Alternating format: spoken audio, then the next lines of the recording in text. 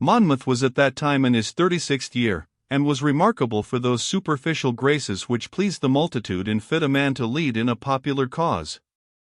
He was young, well-spoken, witty, and skilled in all martial and manly exercises. On his progress in the West he had not thought it beneath him to kiss the village maidens, to offer prizes at the rural sports, and to run races in his boots against the fleetest of the barefooted countrymen. Note G. Appendix, his nature was vain and prodigal, but he excelled in that showy magnificence and careless generosity which wins the hearts of the people. Both on the continent and at Bothwell Bridge, in Scotland, he had led armies with success, and his kindness and mercy to the Covenanters after his victory had caused him to be as much esteemed amongst the Whigs as Dalzell and Claverhouse were hated. As he reined up his beautiful black horse at the gate of the city, and raised his plumed Montero cap to the shouting crowd, the grace and dignity of his bearing were such as might befit the knight-errant in a romance who was fighting at long odds for a crown which a tyrant has filched from him. He was reckoned well-favored, but I cannot say that I found him so. His face was, I thought, too long and white for comeliness, yet his features were high and noble, with well-marked nose and clear, searching eyes. In his mouth might perchance be noticed some trace of that weakness which marred his character, though the expression was sweet and amiable. He wore a dark purple roquelaure riding jacket, faced and lapelled with gold lace, through the open front of which shone a silver breastplate. A velvet suit of a lighter shade than the jacket, a pair of high yellow Cordovan boots, with a gold-hilted rapier on one side, and a poniard of Parma on the other, each hung from the morocco leather sword belt, completed his attire. A broad collar of Mechlin lace flowed over his shoulders, while wristbands of the same costly material dangled from his sleeves. Again and again he raised his cap and bent to the saddle-bow in response to the storm of cheering. "A Monmouth! A Monmouth!" cried the people, "hail to the Protestant chief! Long live the noble King Monmouth!" while from every window, and roof, and balcony fluttering kerchief or waving hat brightened the joyous scene. The rebel van caught fire at the sight and raised a great deep-chested shout, which was taken up again and again by the rest of the army, until the whole countryside was sonorous. In the meanwhile the city elders, headed by our friend the mayor, advanced from the gate in all the dignity of silk and fur to pay homage to the king. Sinking upon one knee by Monmouth's stirrup, he kissed the hand which was graciously extended to him. "Nay, good Master Mayor," said the king, in a clear, strong voice, "it is for my enemies to sink before me, and not for my friends. Prithee, what is this scroll which you do unroll?" "It is an address of welcome and of allegiance, your Majesty, from your loyal town of Taunton." "I need no such address," said King Monmouth, looking round. "It is written all around me in fairer characters than ever found themselves upon parchment. My good friends have made me feel that I was welcome without the aid of clerk or scrivener. Your name, good Master Mayor, is Stephen Timewell, as I understand?" "The same, your Majesty." "Too curt a name for so trusty a man," said the king, drawing his sword and touching him upon the shoulder with it. "I shall make it longer by 3 letters. Rise up, Sir Stephen, and may I find that there are many other knights in my dominions as loyal and as stout." Amidst the huzzas which broke out afresh at this honor done to the town, the mayor withdrew with the councilman to the left side of the gate, whilst Monmouth with his staff gathered upon the right. At a signal a trumpeter blew a fanfare, the drums struck up a point of war, and the insurgent army, with serried ranks and waving banners, resumed its advance upon the town. As it approached, Saxon pointed out to us the various leaders and men of note who surrounded the king, giving us their names and some few words as to their characters. "That is Lord Grey of Wark," said he, "the little middle-aged lean man at the king's bridle arm. He hath been in the Tower once for treason. 'Twas he who fled with the Lady Henrietta Berkeley, his wife's sister. A fine leader truly for a godly cause. The man upon his left, with the red swollen face and the white feather in his cap, is Colonel Holmes. I trust that he will never show the white feather save on his head. The other upon the high chestnut horse is a lawyer, though, by my soul, he is a better man at ordering a battalion than at drawing a bill of costs. He is the Republican Wade who led the foot at the skirmish at Bridport, and brought them off with safety. The tall heavy-faced soldier in the steel bonnet is Anthony Bice, the Brandenburger, a soldado of fortune, and a man of high heart, as are most of his countrymen. I have fought both with him and against him ere now.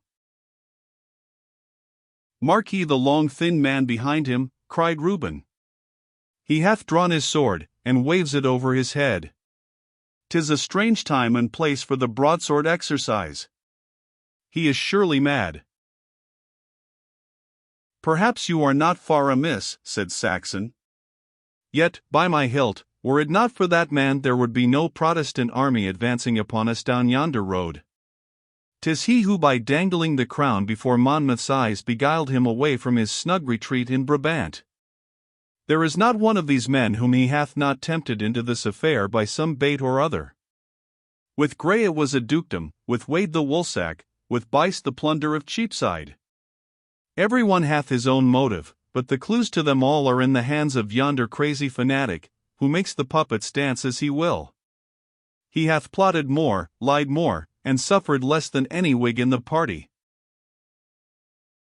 It must be that Dr. Robert Ferguson of whom I have heard my father speak, said I.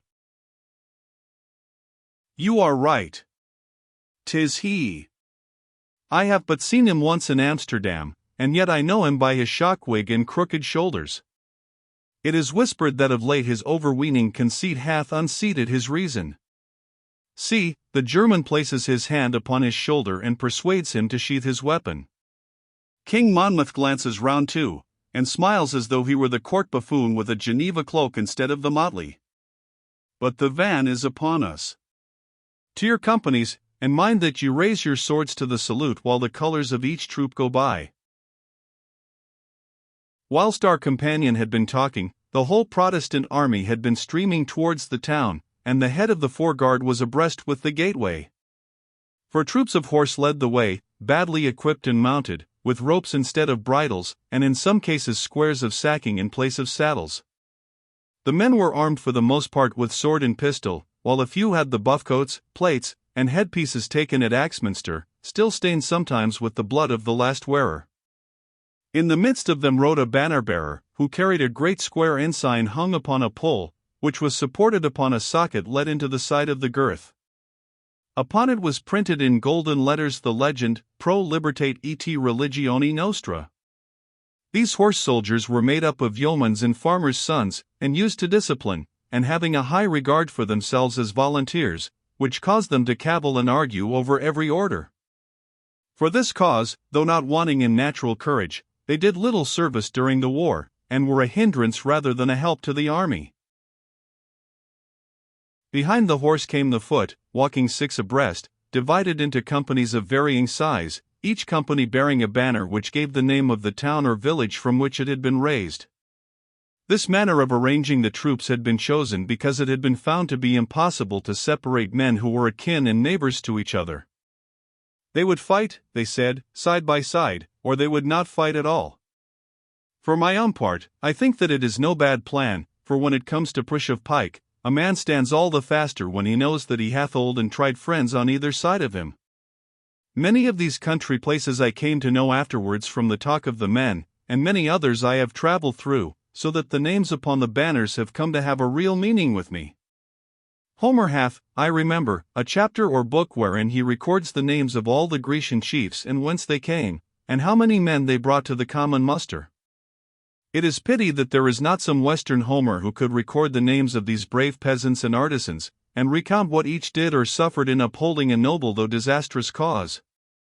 Their places of birth at least shall not be lost as far as mine own feeble memory can carry me. The 1st Foot Regiment, if so rudely formed a band could be so called, consisted of men of the sea, fishers and coastmen, clad in the heavy blue jerkins and rude garb of their class. They were bronzed, weather-beaten tarpaulins, with hard mahogany faces, variously armed with birding pieces, cutlasses, or pistols. I have a notion that it was not the first time that those weapons had been turned against King James's servants, for the Somerset and Devon coasts were famous breeding places for smugglers, and many a saucy lugger was doubtless lying up in creek or in bay whilst her crew had gone soldiering to Taunton. As to discipline, they had no notion of it, but rolled along in true blue water style, with many a shout and halloo to each other or to the crowd. From Star Point to Portland Roads there would be few nets for many weeks to come, and fish would swim the narrow seas which should have been heaped on Lime Cobb or exposed for sale in Plymouth Market. Each group, or band, of these men of the sea bore with it its own banner, that of Lyme on the front, followed by Topsham, Colliford, Bridport, Sidmouth, Otterton, Abbotsbury, and Charmouth, all southern towns, which are on or near the coast. So they trooped past us, rough and careless, with caps cocked, and the reek of their tobacco rising up from them like the steam from a tired horse. In number they may have been 400 or thereabouts. The peasants of Rockbere, with flail and scythe, led the next column, followed by the banner of Huntington, which was supported by 200 stout lacemakers from the banks of the Otter. These men showed by the color of their faces that their work kept them within four walls, yet they excelled their peasant companions in their alert and soldierly bearing. Indeed, with all the troops, we observed that, though the countrymen were the stouter and hardier, the craftsmen were the most ready to catch the air and spirit of the camp. Behind the men of Huntington came the Puritan clothworkers of Wellington, with their mayor upon a white horse beside their standard-bearer, and a band of 20 instruments before him. Grim-visaged, thoughtful, sober men, they were for the most part clad in grey suits and wearing broad-brimmed hats. "For God and Faith" was the motto of a streamer which floated from amongst them. The clothworkers formed 3 strong companies, and the whole regiment may have numbered close on 600 men.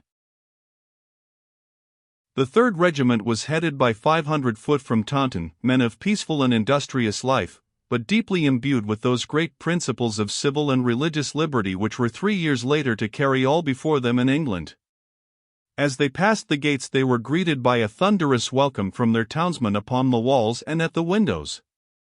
Their steady, solid ranks, and broad, honest burgher faces, seemed to me to smack of discipline and of work well done.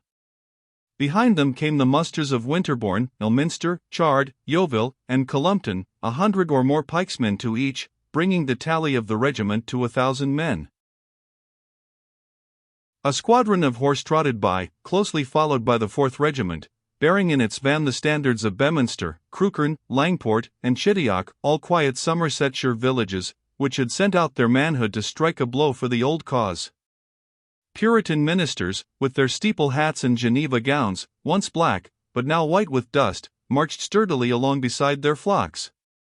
Then came a strong company of wild half-armed shepherds from the great plains which extend from the Blackdowns on the south to the Mendips on the north, very different fellows, I promise you, from the Corridons and Strephons of Master Waller or Master Dryden, who have depicted the shepherd as ever shedding tears of love, and tootling upon a plaintive pipe.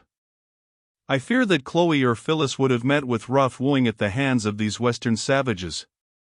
Behind them were musketeers from Dorchester, pikemen from Newton Poppleford, and a body of stout infantry from among the surge workers of Ottery St. Mary. This 4th Regiment numbered rather better than 800, but was inferior in arms and in discipline to that which preceded it. The 5th Regiment was headed by a column of Finn men from the dreary marches which stretch round Athelney. These men, in their sad and sordid dwellings, had retained the same free and bold spirit which had made them in past days the last resource of the good King Alfred and the protectors of the western shires from the inroads of the Danes, who were never able to force their way into their watery strongholds. 2 companies of them, towsy-headed and bare-legged, but loud in hymn and prayer, had come out from their fastnesses to help the Protestant cause. At their heels came the woodmen and lumberers of Bishop's Lydiard, big, sturdy men in green jerkins, and the white-smocked villagers of Hewish Champflower. The rear of the regiment was formed by 400 men in scarlet coats, with white crossbelts and well-burnished muskets. These were deserters from the Devonshire militia, who had marched with Albemarle from Exeter, and who had come over to Monmouth on the field at Axminster. These kept together in a body, but there were many other militiamen, both in red and in yellow coats, amongst the various bodies which I have set forth. This regiment may have numbered 700 men. The 6th and last column of foot was headed by a body of peasants bearing Minehead upon their banner, and the ensign of the 3 wool bales and the sailing ship, which is the sign of that ancient borough.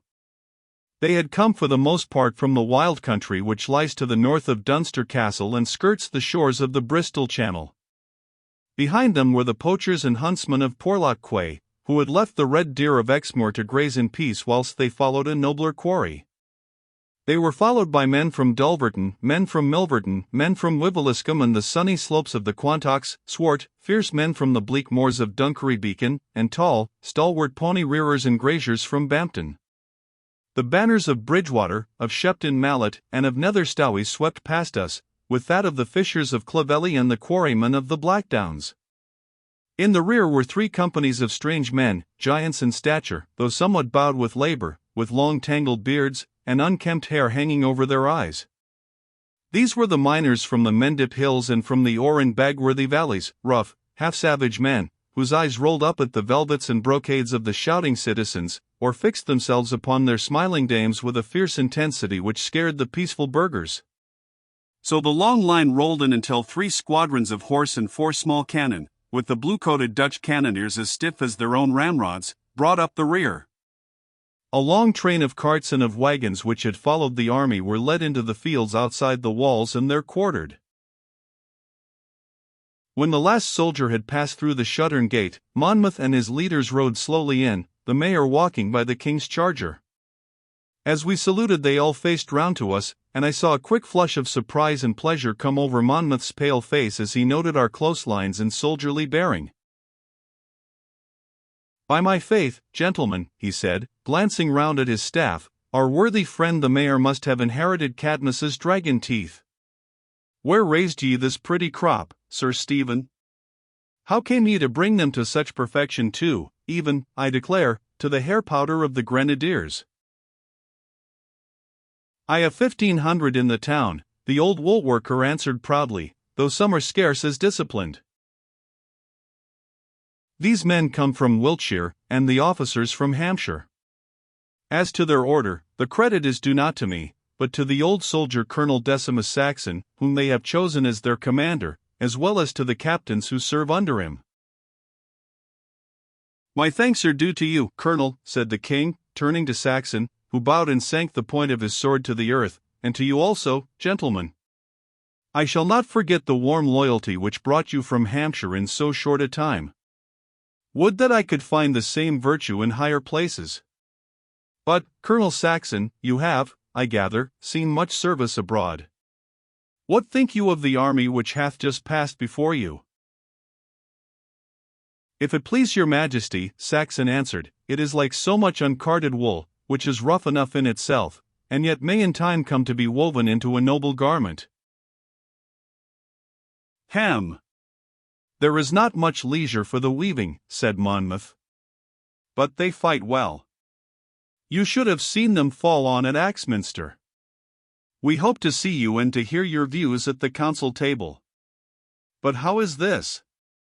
Have I not seen this gentleman's face before?" "It is the Honourable Sir Gervas Jerome of the county of Surrey," quoth Saxon.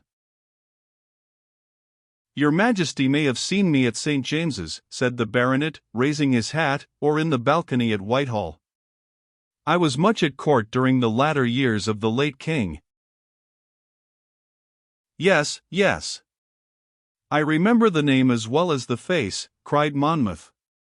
"You see, gentlemen," he continued, turning to his staff, "the courtiers begin to come in at last. Were you not the man who did fight Sir Thomas Killigrew behind Dunkirk House? I thought as much. Will you not attach yourself to my personal attendance?" "If it please your majesty," Sir Gervas answered, "I am of opinion that I could do your royal cause better service at the head of my musketeers." "So be it. So be it," said King Monmouth. Setting spurs to his horse, he raised his hat in response to the cheers of the troops and cantered down the high street under a rain of flowers, which showered from roof and window upon him, his staff, and his escort. We had joined in his train, as commanded, so that we came in for our share of this merry crossfire. One rose as it fluttered down was caught by Reuben, who, I observed, pressed it to his lips, and then pushed it inside his breastplate. Glancing up, I caught sight of the smiling face of our host's daughter peeping down at us from a casement. "Well caught, Reuben," I whispered. "At trick-track or trap-and-ball you were ever our best player." "Ah, Micah," said he, "I bless the day that ever I followed you to the wars. I would not change places with Monmouth this day." "Has it gone so far then?" I exclaimed. "Why, lad, I thought that you were but opening your trenches, and you speak as though you had carried the city."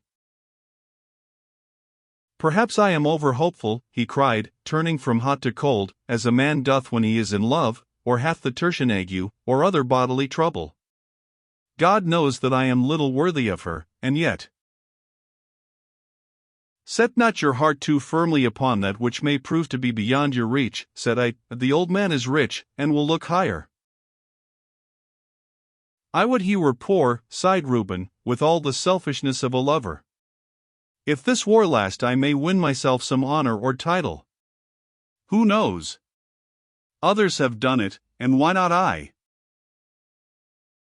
"Of our three from haven't," I remarked, "one is spurred onwards by ambition, and one by love. Now, what am I to do who care neither for high office nor for the face of a maid? What is to carry me into the fight?" "Our motives come and go, but yours is ever with you," said Reuben.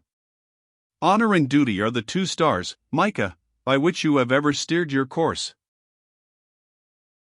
"Faith, Mistress Ruth has taught you to make pretty speeches," said I, "but methinks she ought to be here amid the beauty of Taunton."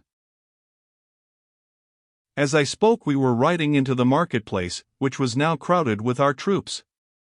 Round the cross were grouped a score of maidens clad in white muslin dresses with blue scarfs around their waists. As the king approached, these little maids, with much pretty nervousness, advanced to meet him, and handed him a banner which they had worked for him, and also a dainty gold-clasped Bible. Monmouth handed the flag to one of his captains, but he raised the book above his head, exclaiming that he had come there to defend the truths contained within it, at which the cheerings and acclamations broke forth with redoubled vigor. It had been expected that he might address the people from the cross, but he contented himself with waiting while the heralds proclaimed his titles to the crown, when he gave the word to disperse, and the troops marched off to the different centers where food had been provided for them. The king and his chief officers took up their quarters in the castle, while the mayor and richer burgesses found bed and board for the rest. As to the common soldiers, many were billeted among the townsfolk, many others encamped in the streets and castle grounds, while the remainder took up their dwelling among the wagons in the fields outside the city, where they lit up great fires, and had sheep roasting and beer flowing as merrily as though a march on London were but a holiday outing.